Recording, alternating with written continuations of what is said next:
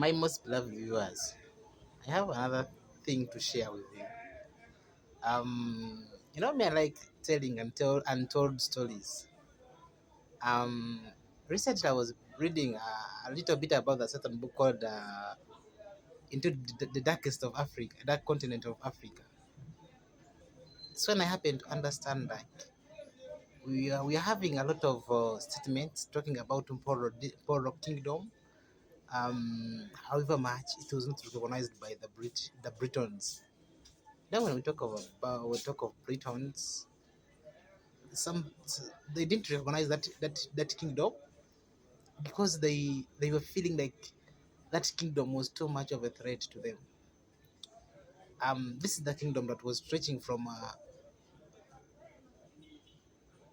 the current borders of um, Ngole and Bunyoro, taking some part of Congo, yeah, and coming back this side of Western Uganda.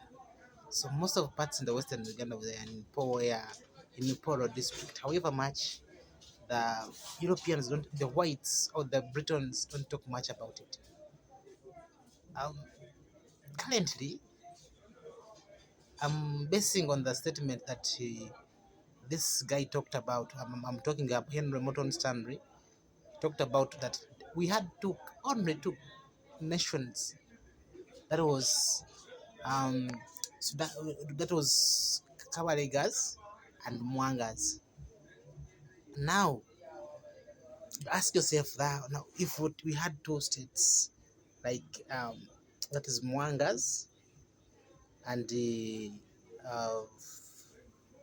Kabaregas, then it means Kabalega wasn't the kingdom or the king of Bunyoro as it is like now. We think like he was just the king of Bunyoro.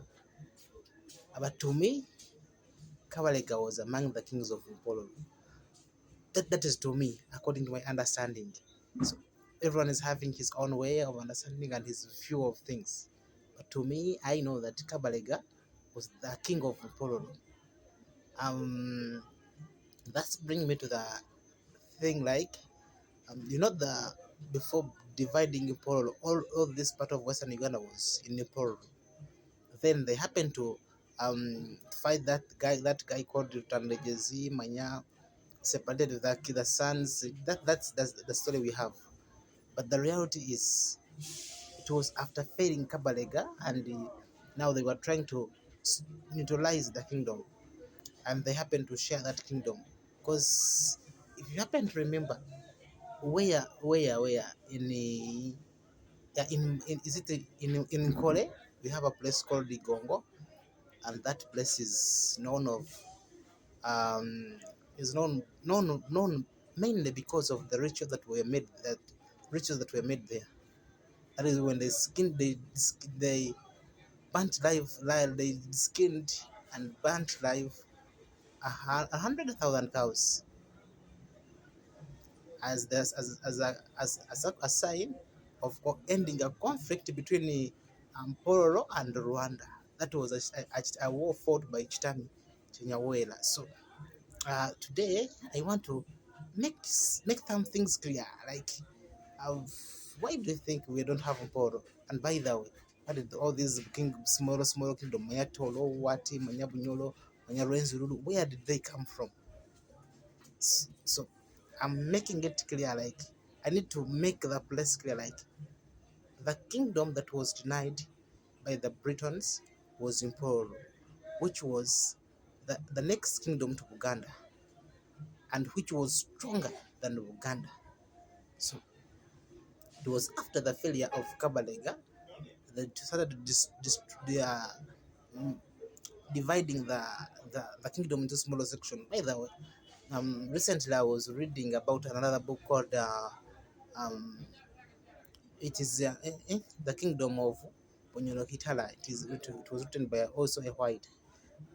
That's why they say when the Britons come, they were trying to divide the kingdom because they were feeling that the kingdom is too much heavy for them, like to overtake. So they tried dividing it. And by the way, what is funny, we're still happening to go under that nonsense of racism or tribalism and whatever, which was used by Britons to neutralize us. And it means if we continue that nonsense, we shall remain divided, and we shall never develop. Even the whites will remain praying on top of us. Thank you for watching. Just like my video, subscribe and share. Maybe some people can also get more information about what I'm talking about. I need some people to do more about research. Then we meet in the comment section. You ask me, I also answer. And you also inform me about what I don't know about that kingdom. But that is what I currently know. Thank you. The best of your